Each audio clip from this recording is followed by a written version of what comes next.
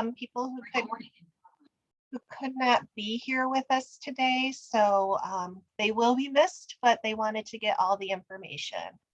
So again, that bit.ly link will get you to the folder for today's presentation plus everything that we've done in the past as well.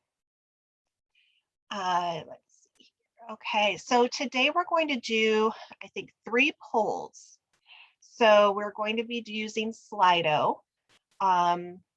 If you haven't used Slido before, it's kind of like Poll Everywhere or any of the other polling sites that you may have used in the past. You can go to slido.com and enter that code.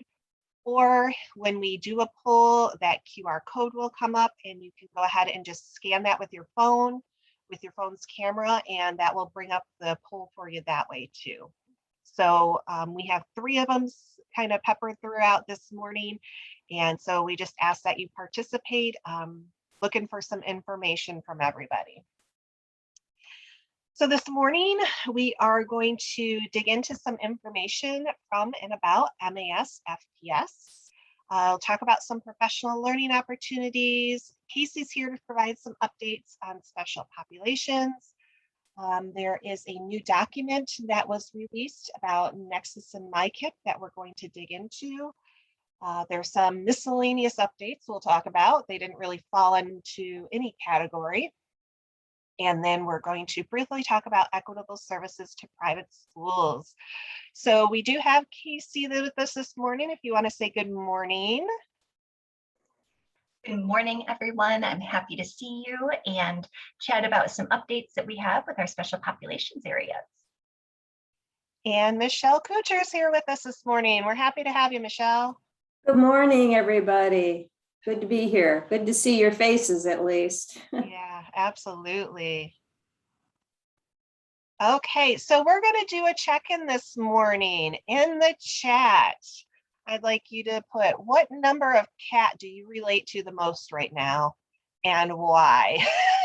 I could probably relate with a number of them right now, but take a look at the cats and which one do you relate to most this morning and why? Throw that in the chat for us.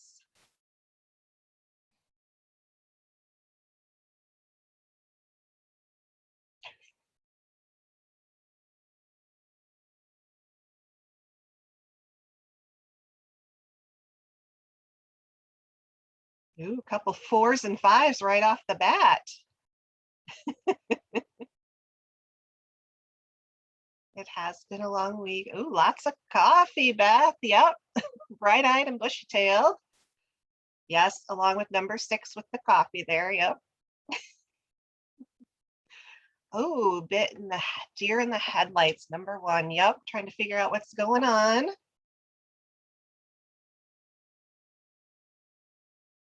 Number 5, yep, need some sleep. 6, you love your coffee. Absolutely, that smells good. See, I'm so funny. I love the smell of coffee, so I think about number 6, but I just don't drink coffee. I'm one of those crazy people that doesn't drink it. Oh, we got a number 1. You're ready, Terry. All right.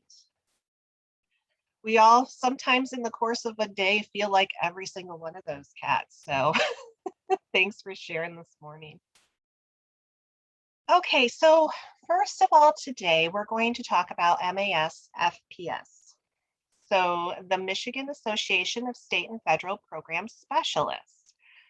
Many of you may be members of this organization, but if you're not, we strongly encourage you to become a member because this is the first and foremost organization in the state of Michigan for providing you information and resources around state and federal programs. I myself am your current congressional district number 3 rep.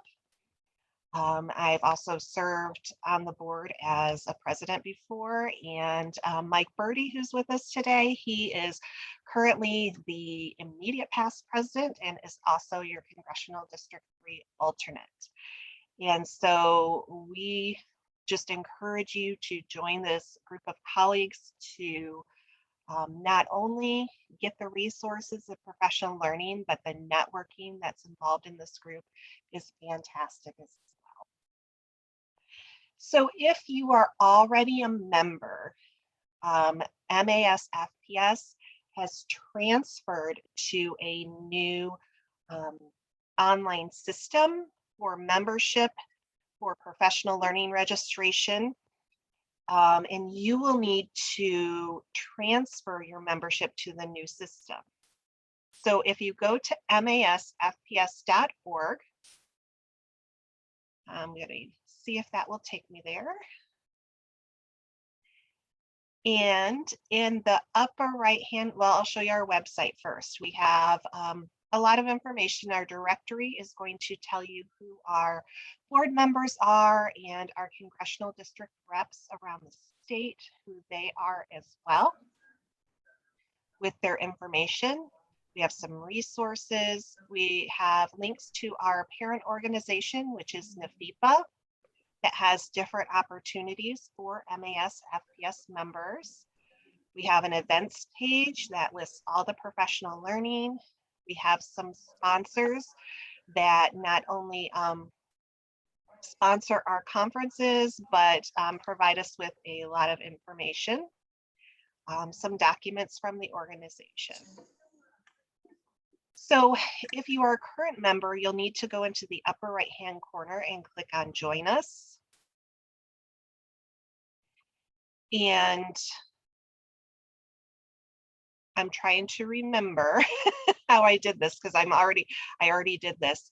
You're not a new member, so you could click to member login or reset your password. And that is going to allow you to get into the new registration system and the new membership system, which is called Wild Apricot. Oh, here it is. You need to become a new member one time in order to gain access. So you click to become a new member, and that basically gives you a new account. And so even if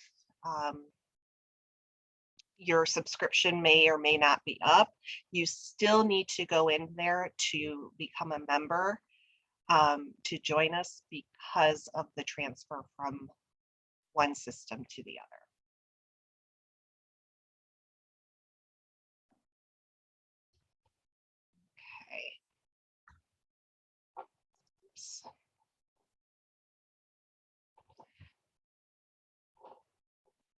All right, so that's something on your to-do list there for this week, is to make sure you transfer that membership. All right. If you are an active MAS FPS member, or you have an active member in your district, you are eligible to have students in your district apply for MAS FPS and NFIPA scholarships.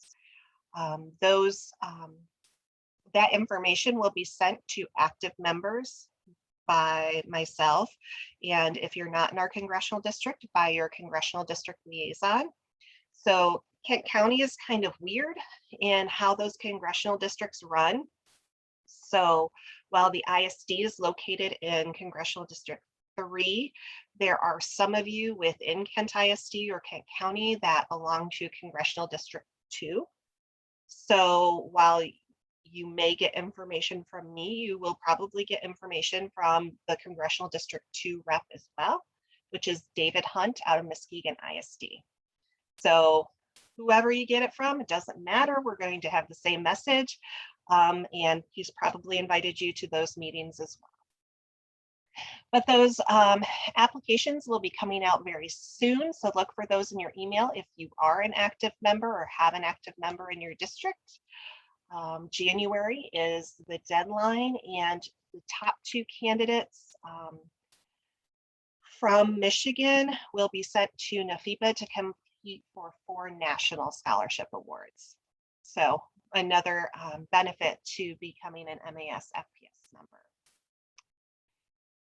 Included in that, there's some professional learning opportunities. There are the Directors Workshop series, which used to be the boot camps, but have turned into what is called the Directors Workshop series. You can join at any time throughout the year to attend one or the entire series of workshops that are being held throughout the school year. If you join the series late and you want access to the previous ones, those are recorded for you. We also have the professional learning series, and those replace the institutes that we used to have twice a year. Those happen throughout the year, and we're looking to hopefully have a face-to-face later this year. Those are live links within the PowerPoint that you can click on them to take you to the registration page. Also coming up in February is the National ESEA Conference. If you have not visited the ESEA network website or heard of that organization, it is a fantastic organization that provides information, resources, as well as some learning opportunities throughout the year. The ESEA network has an annual conference. This year it's in New Orleans, but you can also join online. So it's great that they have it as an opportunity for those of you that are not able to travel, that you can still join the conference online.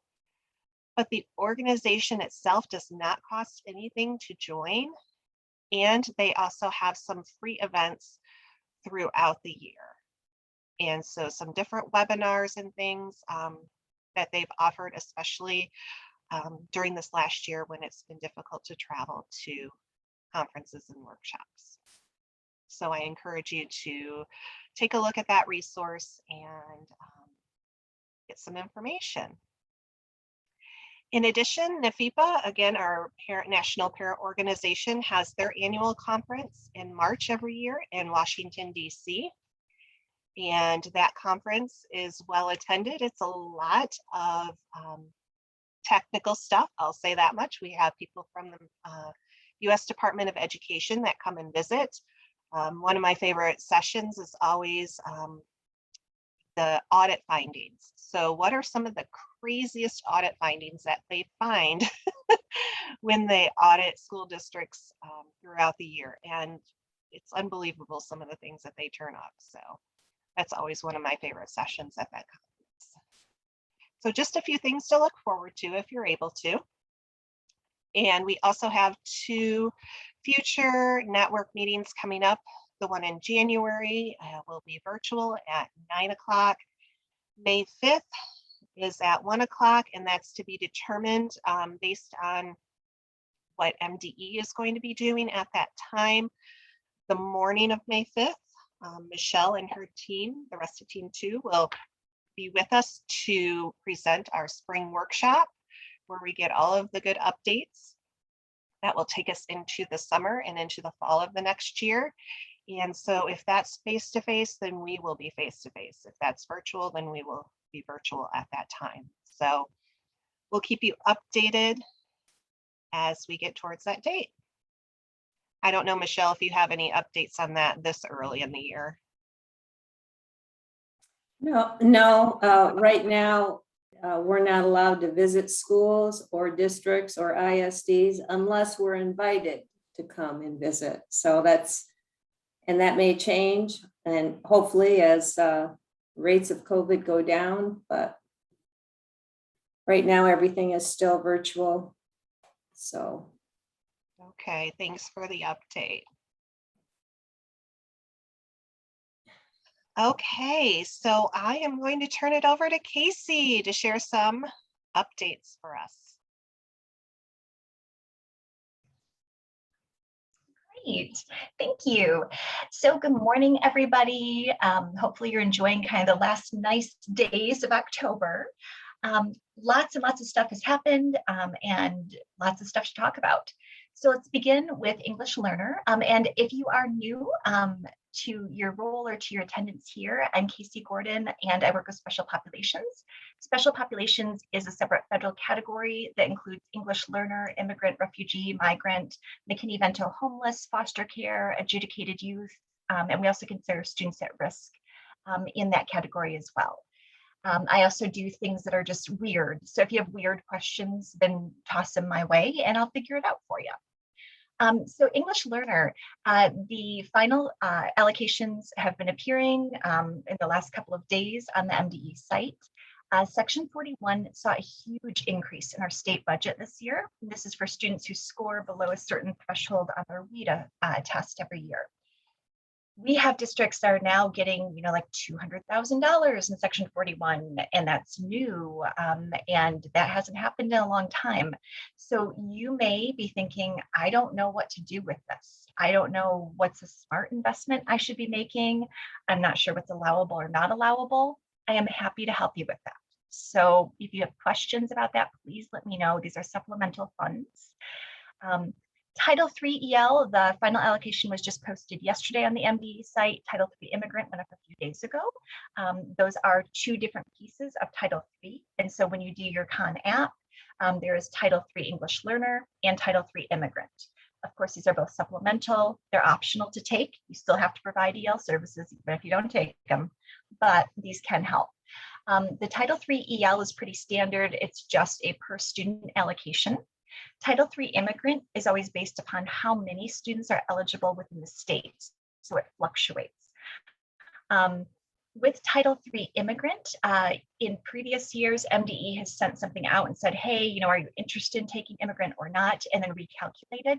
This year, they just posted the final allocations, and you can either apply for it or not. So again, those are the links to the allocation page, so you can take a look at what your district may have qualified there.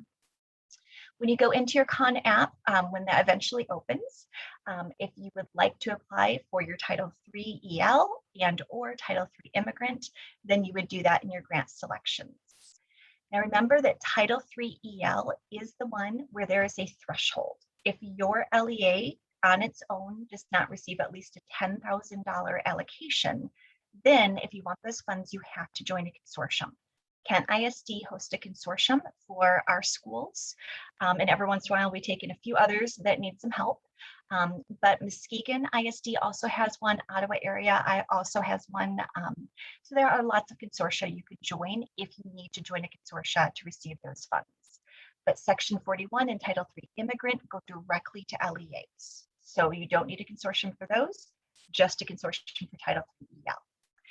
In the Kent Consortium, initially we thought we were going to have to accept new invitations back into the consortium in Nexus, but from what we're hearing, that's going to go back to the Khan app in MEGS, and so we will not need to do that part until next year. So that's great. Everybody who's in the consortium is all set. I'm going to jump down to refugee arrivals, but if you have any questions about funding or consortia, please let me know. Let's talk refugee arrivals. Michigan is expecting about 3,000 individuals arriving. They are already in the pipeline getting travel checked between Samaritas and Bethany Christian Services. But we also have our Afghan arrivals. That is a separate group. Many of them do not hold official refugee status. It's a mixed status. Many of them will apply for asylum. Remember that the Afghan evacuation was an emergency evacuation. So there was not registration before this occurred. It was get as many people onto planes as we can. So what happened is all of the Afghan arrivals were then taken to military bases, both here in the US as well as abroad. Germany, their Air Force Base received quite a few of them. And so everyone is going to be resettled in the US, but there were hitches along the way. Again, because it was an emergency evacuation, the typical funding and communication channels and security channels that we have for refugee arrivals were not in place. So when the Afghan arrivals got to military bases, that's when they had to do health screenings, security checks, all of those pieces. There were a couple of measles outbreaks that slowed down both the arrivals from the German base as well as some of our East Coast bases. And so they had to make sure they quarantined people, vaccinated everyone, made sure everybody was safe. Of course, housing is a significant issue right now. There is no housing. So many of these arrivals, initially the agencies were seeking partnerships, and they still are, for people who have second homes, cottages, Airbnbs, to provide temporary housing. But they're also going to be placing arrivals in hotels. We know that we were told, September 1st, expect 350 people in your area, could be any day. It's been delayed and delayed and delayed. So what I can tell you, because we just got a status report on Friday, I'm going to pop it up and take a look so I get my numbers right. We know that so far as of Friday, that there had been 5 adult arrivals, 2 to Kent County and 3 to Ottawa County. We also know that there have been 2 families that had arrived in Kalamazoo County that week as well. We know that right now there are 55 additional arrivals who have been assured, and assured means that Bethany or Samaritas has accepted the case and said, yes, we are expecting these arrivals. We will be case managing these arrivals. As of Friday, there were an additional 11 cases booked for travel, 7 minors and 4 adults, all headed to Kent County. So now that we have these status updates worked out, this is really going to help us because then we'll have a much better sense of where people are headed. But I would expect that this has shifted from where we thought it was going to be districts that don't typically receive a lot of arrivals with the second home vacation home model. Now we're shifting into hotels. So I do believe many of our districts that have hotels within their boundaries, on bus lines especially, will see these arrivals first. Anybody have questions on that? I know that's a big topic and a topic of a lot of interest. I have a question, Casey. Sure. So if a district has a family that's an immigrant family and they're living in a hotel, do they count those children both as immigrant and homeless? Yep, they're going to have to, which hurts my heart a little bit because putting people in hotels is never a great solution. But we knew that there was going to probably be school movement of these students anyway, in any sort of temporary housing. And I believe the agencies themselves and State Department are also counting on the fact that McKinney-Vento would allow those students to maintain enrollment in their school of origin and then receive transportation afterward.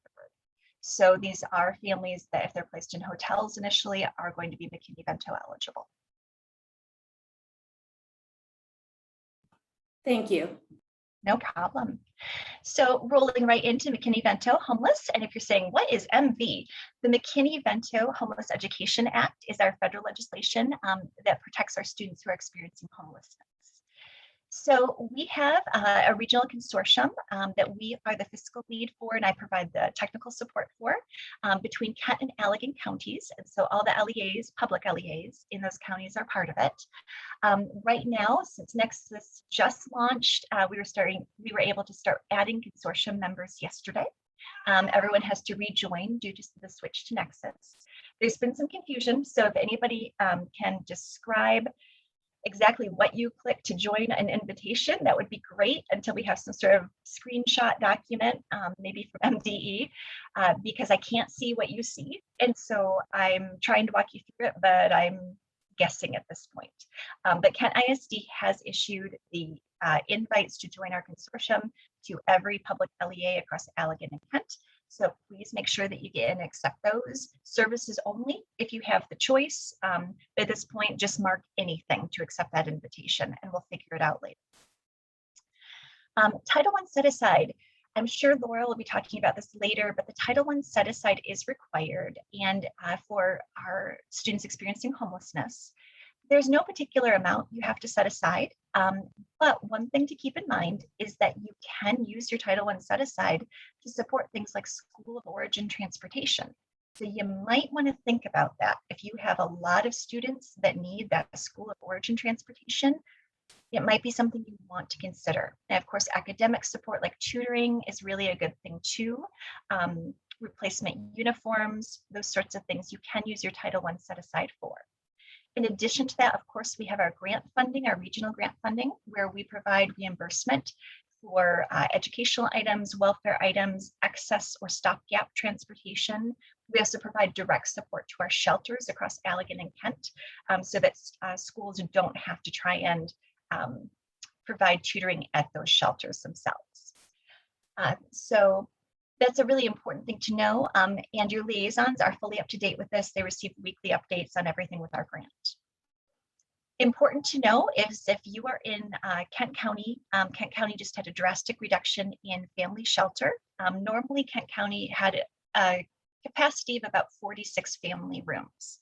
We've known for years that has been not sufficient for our need. During the last year and a half with COVID, there were lots of emergency funds, and we were able to move families out of those congregate shelters and spaces into hotel rooms. That funding is gone. So there was a drawdown, and right now we probably have 2 to 7 families in hotels.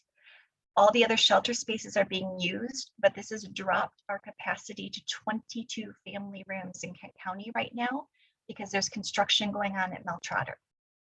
So here's what that means. Since the end of August, when people call our homeless response system for shelter, there is no immediate shelter for them. Right now, we have approximately 40 families that we are connected with and know about that are in cars and tents. So yes, you have families right now and kids who are unsheltered, living in spaces not meant for human habitation. Please make sure a couple of things. Number one, homelessness itself is never a CPS call. Child welfare does not remove children or investigate simply because somebody is homeless. But homeless situations, especially protracted situations, can become an issue of neglect or abuse. Right? And my cat is absolutely reassuring you this is correct. You may be able to hear her. But if you have questions about that, I know lots of people have questions about it because many people think, oh my gosh, if the kid's homeless, we have to call CPS. No. That's homelessness itself is not a CPS issue. There have been lots of lawsuits about that. But it could lead to an extended neglect situation. And so if you are seeing this, get in touch with your liaison, have your liaison get in touch with me. We'll talk to them and we'll figure out next steps as well as community referrals. But please know that if a family tells you there's nowhere to go, there's no help, they are right, which is really sad. And our county's working on it, but just not fast enough. One more thing on this is that the American Rescue Plan did produce an additional $800 million in funds for students who are McKinney-Vento experiencing homelessness. They must be directed to these students. There are 2 rounds, round 1 and round 2. The round 1 funds, the allocations just came out, and those are going to flow straight into all of our McKinney-Vento consortia across the state. So as soon as this app opens up, in Nexus, then we'll be able to put our plan in, put our budget in. And here's what we're going to do with Kent and Allegan. We are going to contract with a community agency to provide wraparound and family stabilization services. What this will allow liaisons to do is to make contact with the organization and say, hey, I've got a family or a youth who could need wraparound services. And then that organization will provide them. And your liaison doesn't have to do anything extra beyond what they're already doing. Round 2 is different. Round 2 will be available later this fall, and it will go directly to LEAs. Now, there are lots of possibilities with this. LEAs below a certain threshold will have to form a consortium, but anyone can actually form a consortium to provide regional services or a larger area of services. Our recommendation to our Kent superintendents has been that they strongly consider utilizing those round 2 funds to maintain the wraparound project that gets set up. That way, there's no extra work upon the part of a school. Community agencies would be doing this, and it's one-time funding, so it's not sustainable.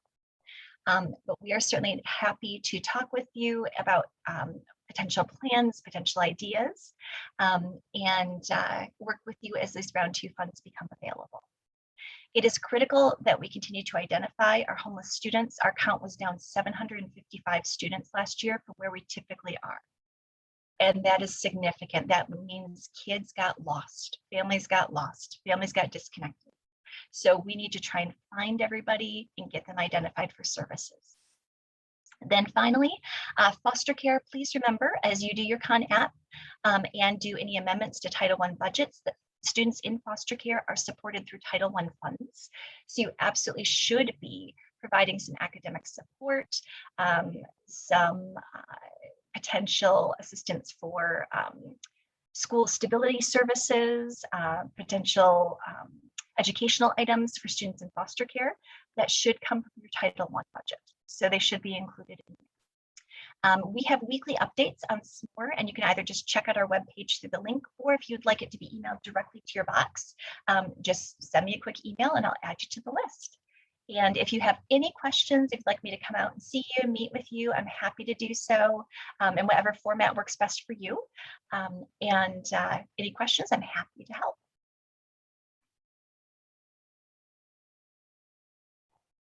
Thank you, Casey. It makes me wonder too with McKinney-Vento Homeless, that accepting of invites, if somebody's willing to just pop on a quick Zoom or Google Meet with you to share their screen with you while they accept that, that might be a huge help for Casey to be able to help others. That would be wonderful, because I can't see what you see. And we used to have a great screenshot document with Megs, but now we're Nexus, so we need to make one. Yeah, absolutely. And you know, hearing you talk about these families, it breaks my heart to think, you know, some of the situations they're in and just all the support that they're going to need, and thankful that we have solid people in school districts and we have a lot of resources to be able to help them with those situations. Recently, a lot of people, it makes me think about on Netflix, a new movie came out called Made. And I actually read the book. I usually don't read electronic books, but I read it last year. It's based on a true story. And I haven't watched the Netflix show yet, but I hear it is amazing. But it tears at your heartstrings and makes you a little angry about some of those situations that we have. So I recommend the book. I've heard people recommend that if you don't have time to read the book, that watching that movie brings some things into perspectives of what some of our families are going through right now. So thank you, Casey. Appreciate those updates. If you have any questions, feel free to put them in the chat or contact her. Laura? Yes. This is Larry. I actually was looking at the Nexus system when Casey was talking about it. I'd be willing to share my screen if you want to walk us through, because I'm not understanding how I'm supposed to accept that. Oh, okay. Casey, do you want to do that quickly right now while we have everybody here, or do you want to set up a time with Larry to go through that? If we've got a moment, let's quick pop in, but otherwise. Yep. Let me go ahead, Larry, give me just a second to change my settings here. And I'll stop sharing my screen. And Larry, if you want to share your screen, go ahead and we can see what we've got. Okay, let's make sure I do this the right way.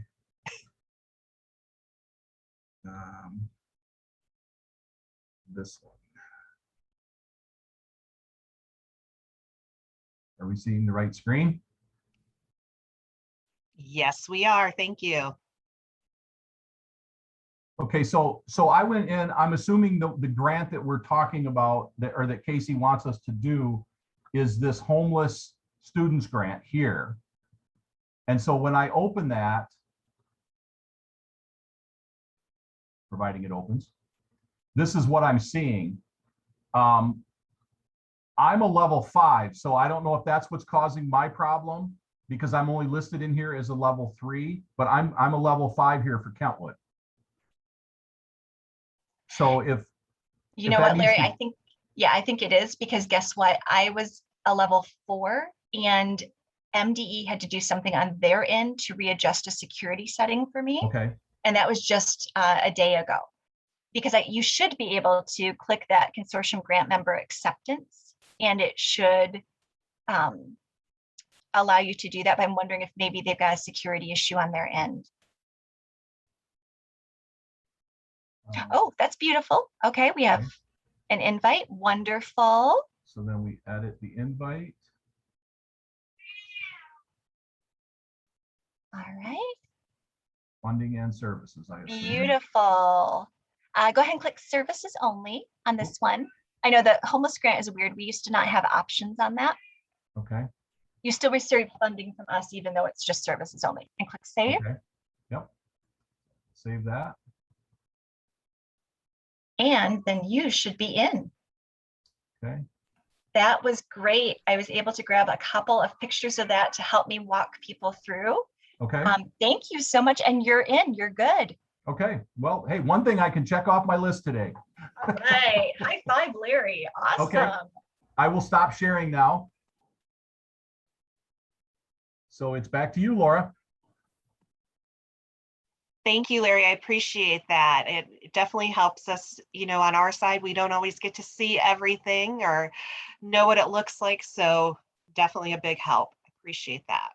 Well, Nexus has been an interesting learning tool, to say the least, as I've been trying to figure out all the different grants and things for Kentwood. So I'm glad you were able to help us with that, Casey. I want to make sure we get that taken care of. So thank you very much. Awesome. Thanks, Larry. Thank you, Casey. Okay, so we have a poll for you right now. Casey and I were talking yesterday. We're taking a look at professional learning opportunities that are coming up further in the year at the ISD. And so we're asking you to share your preference. So you can screenshot or you can take a picture of the QR code with your phone, go to slido.com and enter that number.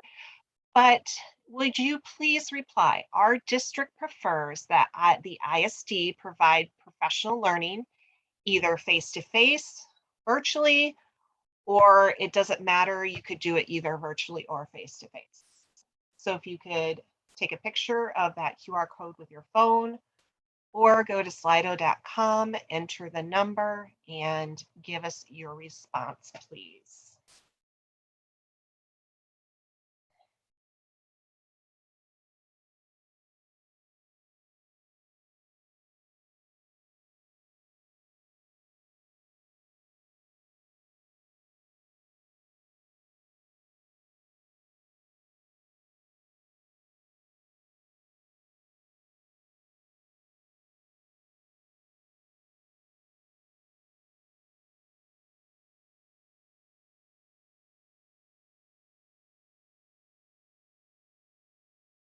Okay, it looks like we've got about 12 people that have weighed in. We'll wait 13 there. We'll wait a few more moments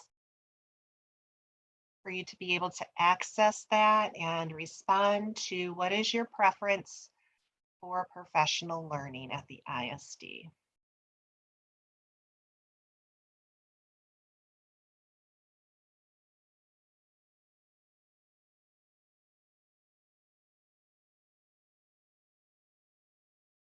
And closing in 5, 4. Okay, thank you. So it looks like we had, majority of you, it could be either way or face-to-face. So that's okay. There's not a preference of the delivery of professional learning. So the next question we want to ask you is, when do you prefer professional learning to be provided? So we're thinking about staffing shortages. We're thinking about sub shortages and understanding that it is sometimes difficult to get staff out of a building or online to participate, but there may be contractual issues. We just want to know that when you prefer professional learning to be provided for staff in your district as a whole, only during school hours, only after school hours, or at any time of the day.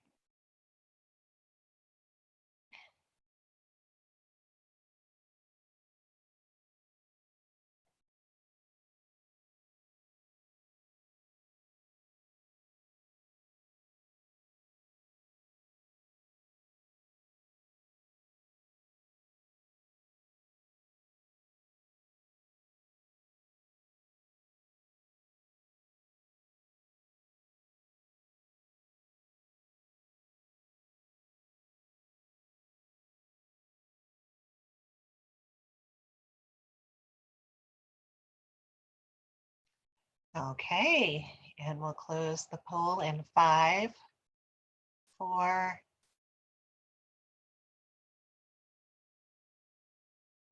All right, thank you for your responses. This is going to help us with some planning as we enter the winter months here at the ISD. Okay, so next is the consolidated app and my KIP, oh my. We've got a new document out there. Michelle shared that with us. I received it in an email late yesterday as well. It's called Frequently Asked Questions on the Integration of MyKIP and Nexus. So we're actually going to engage in an activity with each other for this piece of our meeting. So I'm going to split you into breakout rooms. And so Casey and Michelle, you can stay in the main room with me, but we're going to split you up into breakout rooms and ask you to look at this document, this frequently asked questions document. You can click the link in this in the PowerPoint. It is also in the bit.ly, in that folder as a resource for today. I will also right now put the link in the chat. We're going to give you everything you need here and every way to access that. And what I would like you to do is just as a small group, review this document. Take a look at it. What is it saying? How does it apply to you? And then identify areas that we require further clarification. So you read the answer to the question, what more do you need?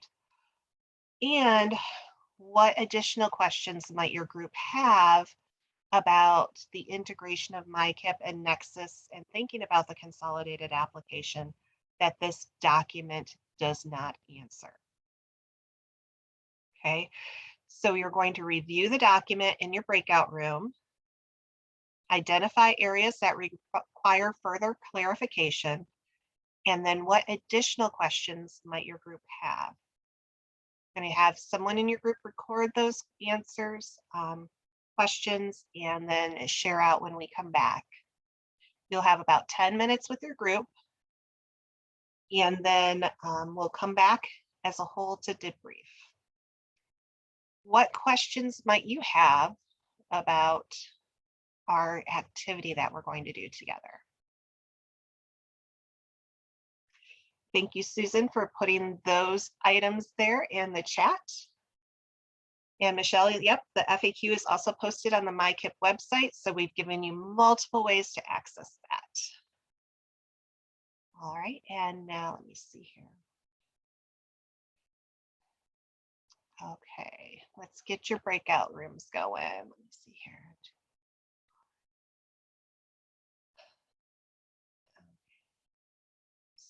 And we'll see you in about 10 minutes.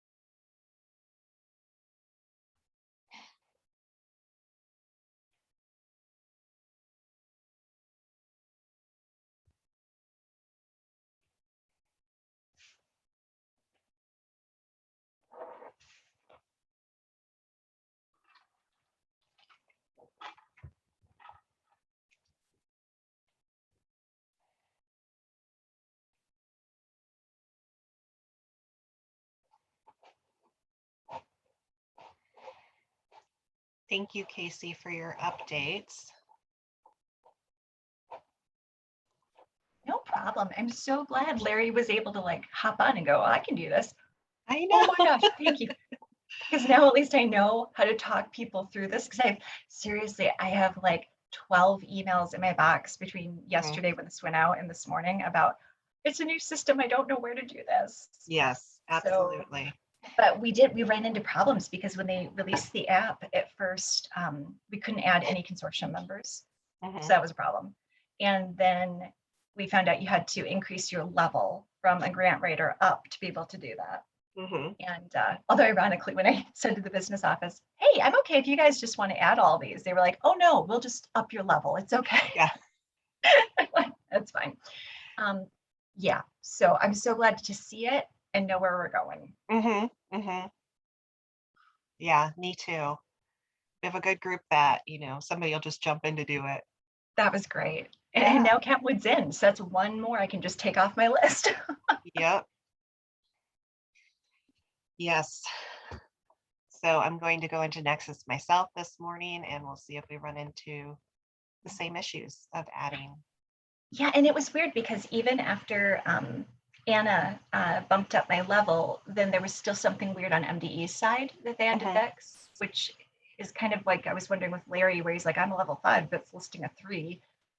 I'm wondering if maybe there's something still funny over there. Oh, Heidi's coming in.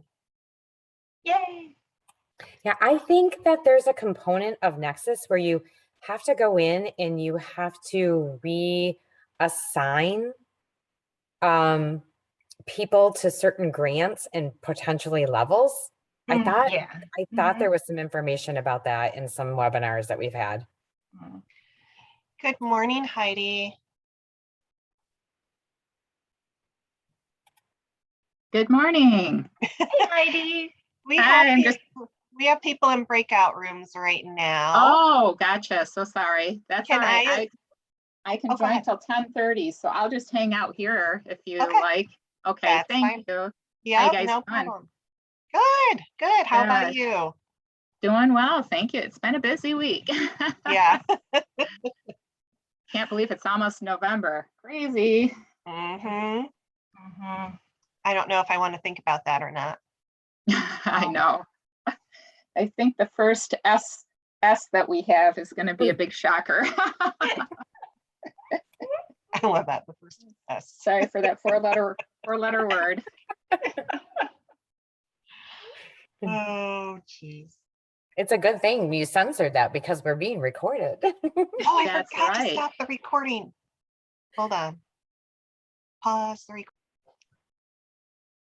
Okay, welcome back. Good to see everybody pop back in here with smiles on your faces too. So that's a good thing. You're happy to see each other. Okay, so we have this new FAQ document that has come out. Let me bring that up for you. And about the integration of MyKIP and Nexus. So taking a look at this, you can go ahead and unmute yourself. What are some areas that require further clarification, or what additional questions did your group have as you were looking over this document?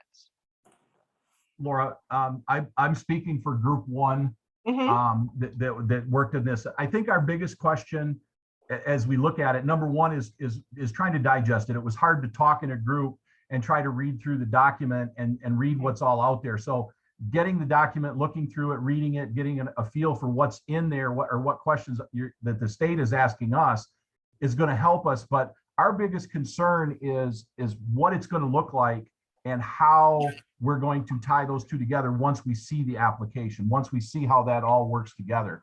Right. That's really, I think, across our group, that's what we were really the biggest confusion point for us. And then along with that is the potential for additional help and training as we put this stuff in. Our consultants, and Michelle is great to work with. We have good response back and forth in trying to get stuff in. So we're hopeful that that will be available to us as well. And then our final thing, as we talked about it, was we all typically do amendments in December, January.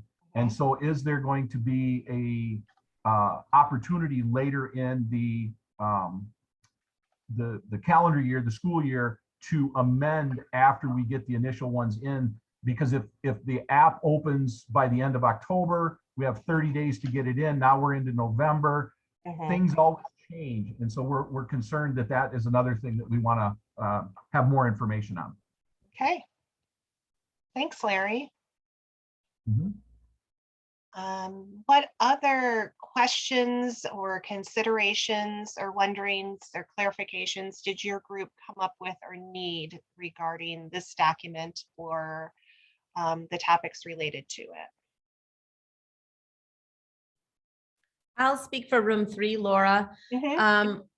I know this is the question that everyone wonders, and it's the answer that we keep getting is when it's ready, but what is the timeline? Knowing that we have an incredible amount of work coming at us with the ARP funding and ESSER and that being due, plans for that being due soon in December, and that feels like it's coming like a freight train.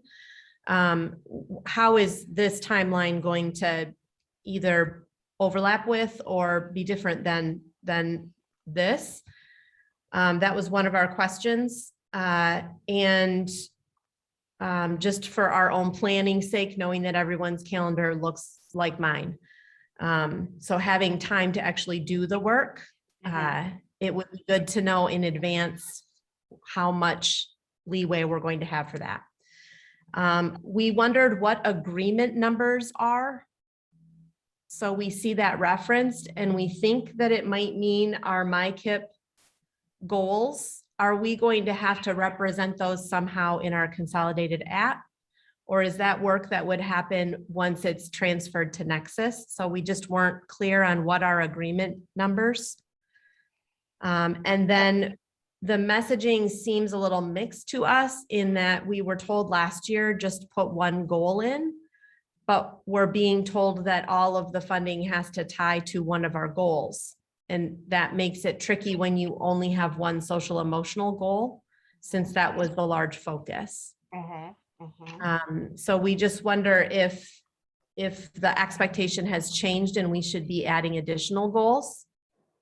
Or if we want to give the benefit of the doubt to our folks at MDE who are always looking to protect us, knowing that our, they're trying to keep us out of orange jumpsuits.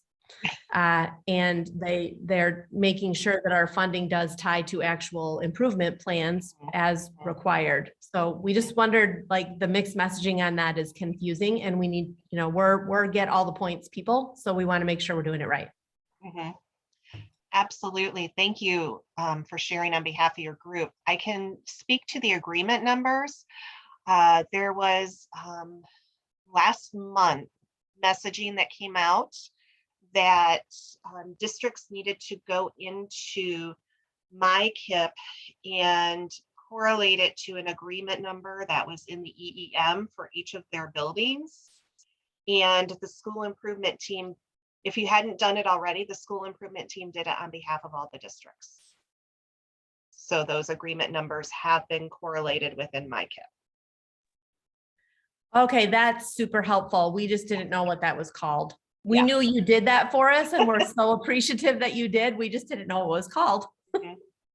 That's the agreement number. Okay, and I want to take a look at this, the number of goals. Let me make this bigger here. With the alignment.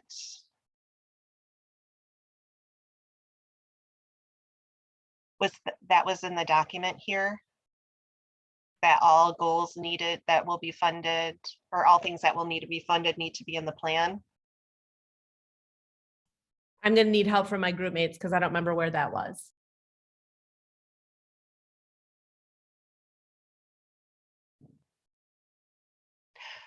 Because I've heard that as part of the rumor mill, but not for this year. So Michelle, can you speak to that?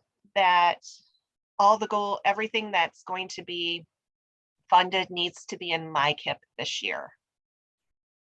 Yes. Well, I'm just going to be real transparent about this. What we've been told as consultants, that as soon as Megs Plus opens up and we start getting applications in, our focus needs to be on the basic information in the application so that it is something that is fundable to look at the function codes, the objects codes, the descriptions.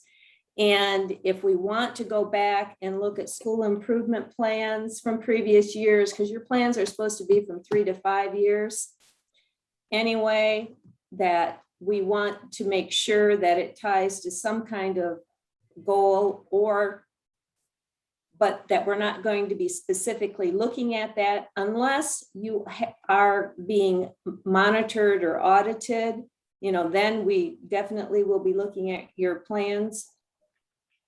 But for this year, our goal as consultants will be to help to move the money as quickly as possible.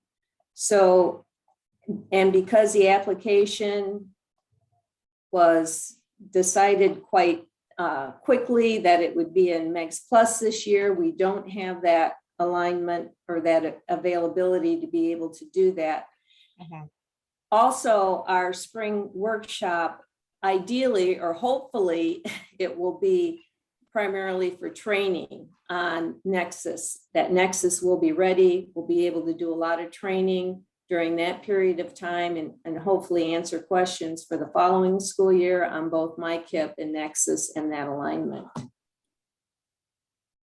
I don't know if that helps, but also on the timeline, I don't know the timeline yet. I can tell you though that the amendment window will be extended.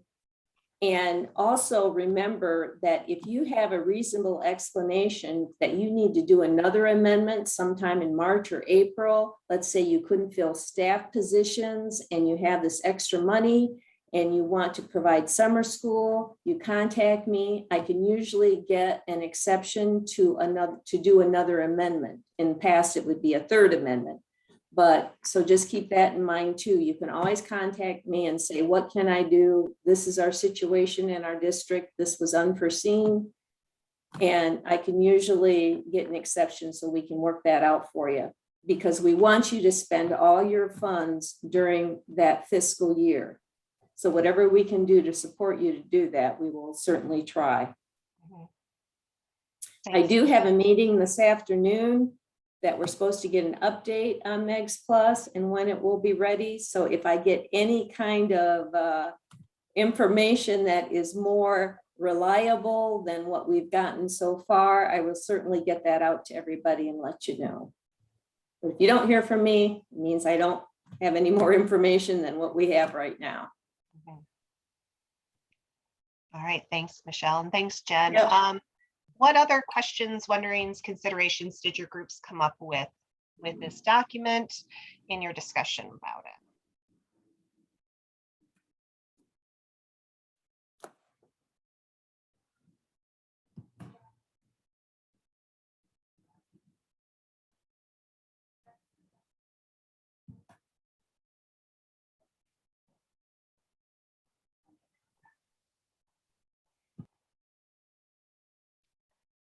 Okay, sounds like we've got them for this point in time. But again, if you have any others, as you digest that document further, please reach out to Michelle, please reach out to me, and we'll try to help the best way that we can. Okay, so some just miscellaneous updates. We had an MAS FPS board meeting, and Fred Williams shared with us that, again, if you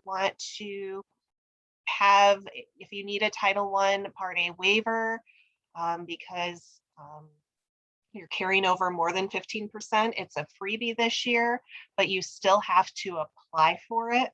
You can't just include it, you have to apply for the waiver. It won't count against your ones every 3 years. So go to the website and that waiver will be available for you to submit.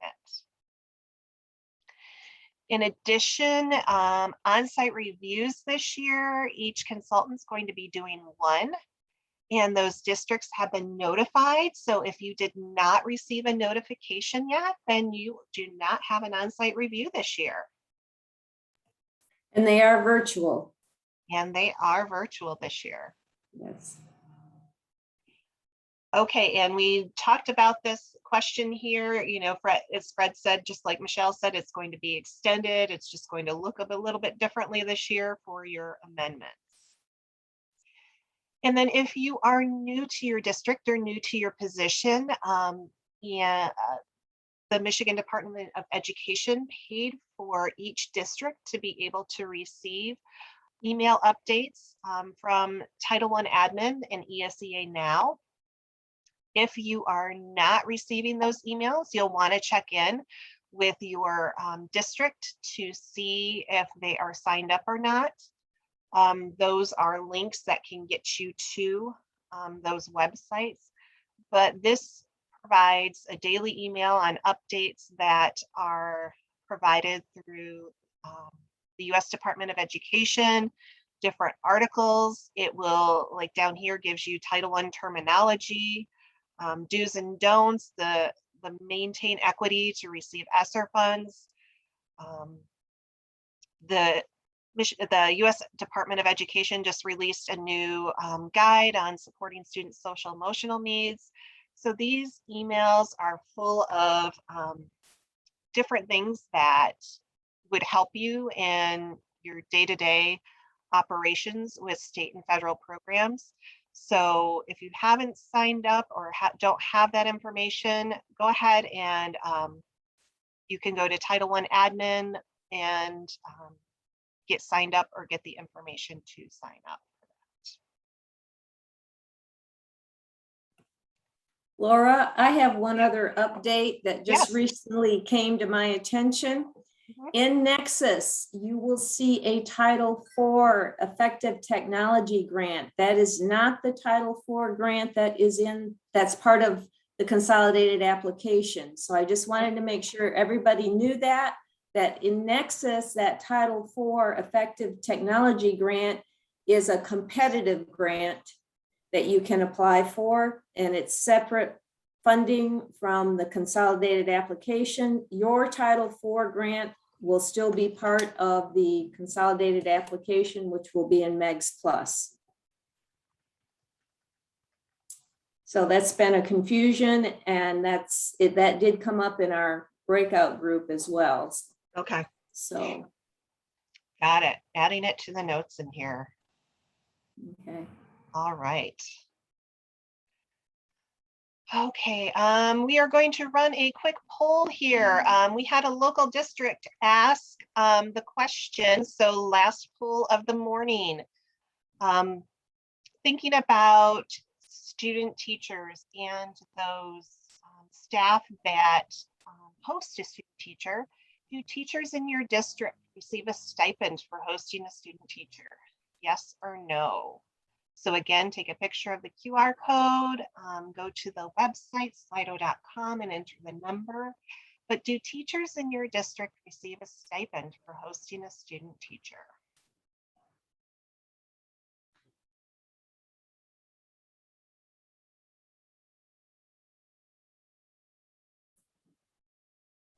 And Susan, thank you for putting the link for Title I Admin in the chat.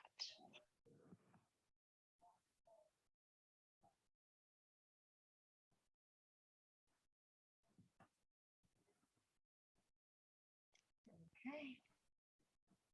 See 11 responses so far. All of them are no.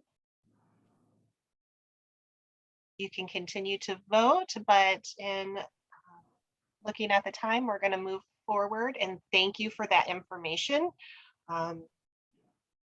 We share our practices, and that's what we're trying to do right here, is just check in with each other.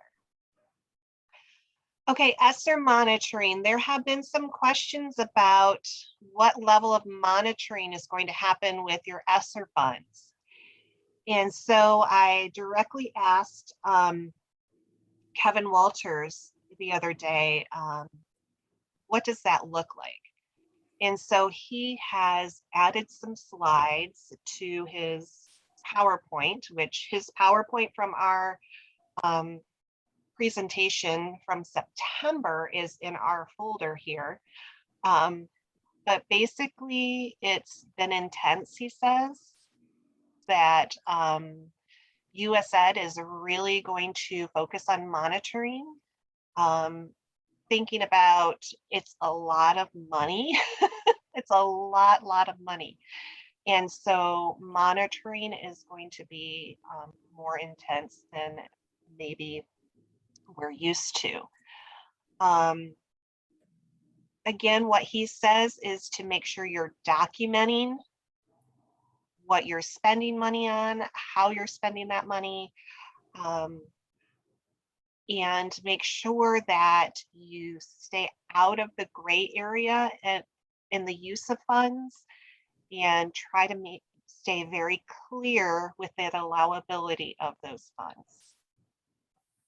So if you think about with what you document on a regular basis for your regular title programs, you want to have at least that same level of documentation for your ESSER funds, what you're spending money on with those funds. So for example, if you are purchasing laptops or materials, making sure that those are included in the inventory and they are labeled appropriately, and that if somebody comes in and asks, well, you spent your money on 25 Chromebooks, where are they? You can get your hands on those quickly. That if it's for professional learning of any type, that you're documenting sign-in sheets and agendas, handouts, certificates of completion, making sure that you're getting that documentation as evidence of how that money was spent.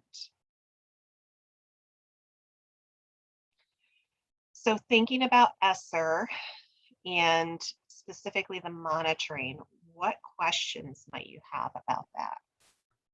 Laura, is there a possibility that I can get, how do I get a copy of this that I can share with the directors and principals from Kevin? This document, this information that Kevin has disseminated here, because this would go a long ways towards helping me stay out of the gray. I can forward you the email because I copied and pasted this right from his email. Okay, perfect. That would be very, very helpful. So what I will do is I will share this out with the list serve, and so everybody has it so that you can share it with others in your district who are making those decisions about that funding. Absolutely. Perfect. Thank you very much. Yes, so when you say no, or maybe, or have a question, they understand why. I get it. Any other questions or wonderings about monitoring with ESSER or ESSER in general? Does this include 11T that you're asking about? Any of those federal funds that have come through as ARP, it's all included. So we received a memo that told us that we can only use any of the 11T funds to directly impact students identified under specific subgroups. And it didn't include at-risk or low test scores. It was like low-income families, racial and ethnic groups, English learners, children with disabilities, students experiencing homelessness, children in foster care, migratory students, and by gender. And that it can't just be used for programs that then serve all students, which can become a challenge in a district where we have very small populations of a lot of those. And so I guess I'm wondering what they mean by racial group. Is it every group, or what about gender? Is it just one of the two? Like, do you get what I'm saying? I totally get what you're saying. I'm not familiar with 11T. Okay. But you would look at the needs in your district, and specifically, Michelle, jump in if you're familiar with 11T. You know, if one gender has a higher need in a certain area than another, it's the disaggregation of data to see, is there a gap in between students within those different identified areas.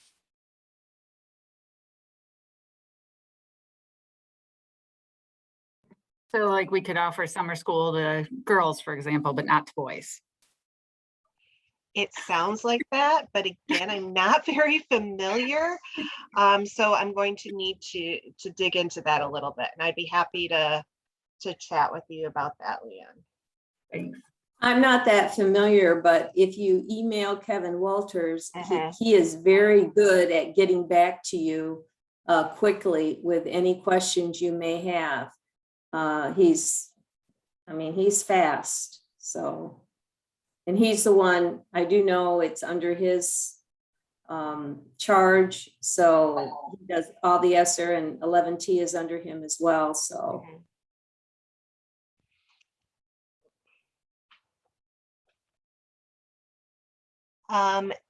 If you're looking for more information on ESSER, if you are an active MAS FPS member, there is a free webinar being offered with Kevin presenting next week, October 28th, from noon to 2.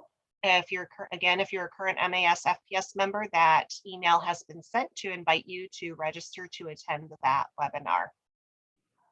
In addition, the previous webinar we had with Kevin is in our Google folder for the State and Federal Programs Network. The PowerPoint's there, the video is there.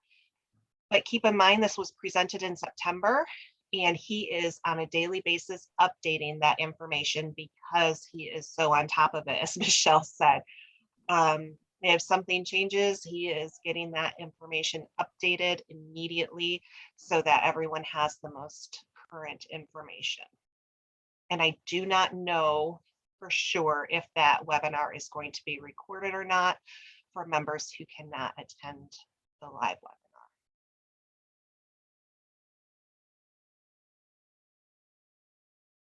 Okay, finally, we're going to touch on equitable services to private schools.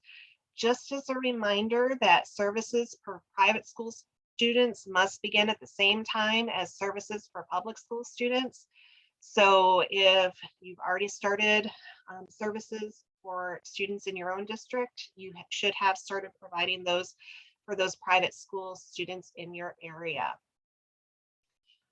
Even with the confusion and the delays of the consolidated application within Nexus, Michelle has been great about sending out those worksheets and the documents to make sure that you can start those services for everyone and get things moving forward. Even though you can't put that document into a system yet, you still have the ability to determine allocations and numbers.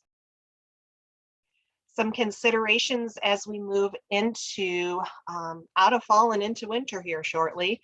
What's your plan for monitoring services and outcomes throughout the school year with those private schools, whether it's Title I services, if it's professional learning with Title II that they're providing for their staff?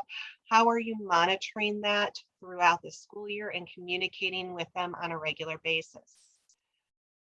What's your schedule for regularly following up with private schools? Not just at amendment time. Again, consultation is that ongoing communication that happens between the LEA and the private school. And so how are you continuing to communicate with the private school, not just relying on them to reach out to you, but also to have that plan in place to say, okay, we were providing tutoring.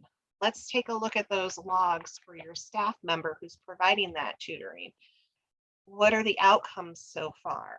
How many students are being serviced? Where are you in your budget? That's always a key thing, is to keep an eye on that budget so that the district is not providing more services than you have money for, especially if you're working in collaboration with another district. And it's also time to start thinking about the private school consortium process for next year. Make sure that March 29th is on your calendar as our collaboration meeting with the private schools.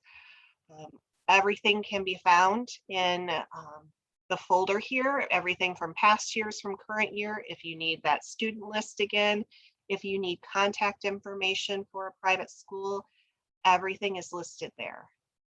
And I've also updated the timeline for 2021, 2022. Actually, this is for 2023, 22, 23. Wow, I can't get my years straight now. It's getting crazy. Okay, so again, in February, those invites will be sent out to private schools within that 25-mile radius, but also outside of the county boundaries, within and outside those county boundaries, to private schools to see if they want to participate. We do have a network meeting in January, and during that time, we'll review this whole timeline, but I wanted to make sure it was there and available for you ahead of time. But also I want to offer this look ahead to January, where we're going to be reviewing our process for working together as a consortium. So what does that look like? How do I communicate with other districts and with private schools? We've had some new staff members in districts join us. And so what does it mean to be part of the ISD consortium? We want to make sure everyone's on the same page and able to participate fully so that we can make our consortium a success. And for some reason, there we go. Trying to get out of here. All right, so what questions might you have about private schools and services, equitable services for private schools?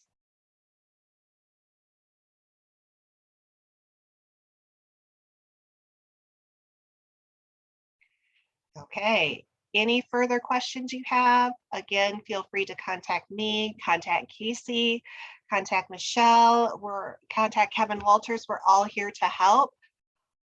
And just thank you for your time today and your collaboration with each other. Definitely appreciate it. We want to get you on the right track and get your consolidated application done with you. So stay tuned and we'll be there for whenever you need that help. So thank you.